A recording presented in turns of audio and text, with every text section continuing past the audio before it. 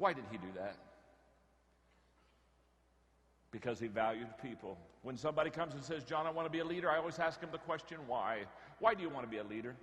I mean, do you want to be a leader because you want a corner office? Do you want to be a leader because you like to be in control? Do you want to be a leader because you love to be in the front of the pack?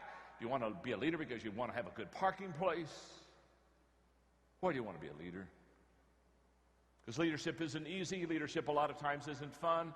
Leadership a lot of times is kind of lonely. There's only one reason to be a leader, and that is to add value to people. And you and I will only add value to people if we truly value them. I have a nonprofit organization, Equip, that's trained almost 2 million leaders internationally around the world. And I kid you not, as I go to developing countries twice a year and I travel internationally, and I sit down, sometimes I have the privilege of being in the offices of presidents of countries. And as I watch these developing countries, the thing that is the cardinal sin among leadership so much is that they have leaders of their countries that truly don't value the people. And if you and I don't value people, we will devalue people.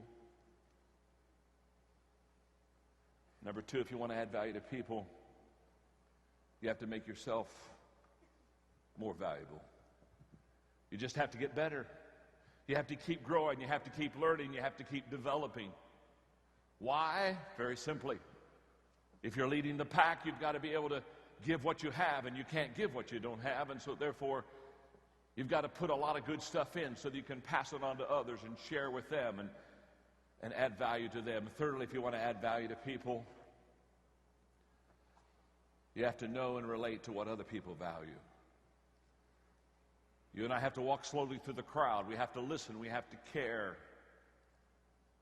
You see, great leaders are first of all listeners, and then they're learners, and then they're leaders. They really do take their cue from the people. They understand that the key of leadership is connecting with the people that you lead, and the only way that you and I ever connect is by caring enough to listen. Number four is very important to me. When I'm speaking in the business community, I always share with them that for them there are 3 ways to add value to people, but for me there are 4. And I tell them I'll give them the 3. And so I'll spend maybe an hour doing those 3 things I just shared with you, talking about how to add value to people. And inevitably, when I'm done with the 3, somebody raised their hand and say, John, you said that for you there was 4, but you said there's only 3 for us. I said, yes, it's nothing personal, but this is about my faith, and so I don't really need to share this with you. It's because I'm trying to help you, and I don't want to cross boundaries with you. And inevitably they'll say, but John, tell us what yours is. And I'll say, well, okay, you can hear mine, but don't write it down.